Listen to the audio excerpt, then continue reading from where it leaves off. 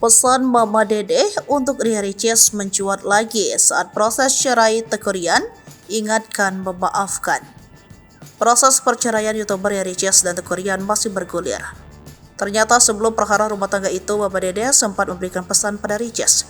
Belakangan rumah tangga Ricis dan Tekurian tengah jadi bahan perbincangan netizen. Setelah selama ini mengirim kode kereta ke rumah tangga, Ricis kini mengajukan gugatan cerai. Jelas saja hubungan dan pernikahan Ricis dan Tekurian pun menjadi bahan perbincangan netizen. Dilansir dari salah satu sumber, yaitu pada Minggu 11 Januari 2024 terkuak bahwa Mama Dede sempat berpesan ke Ricis. Ia jauh-jauh hari telah memberikan wejangan ke Ricis mengenai pernikahan dan hubungan suami istri. Ricis disehati oleh Mama Dede untuk memahami latar belakang berbeda dari pasangan suami istri.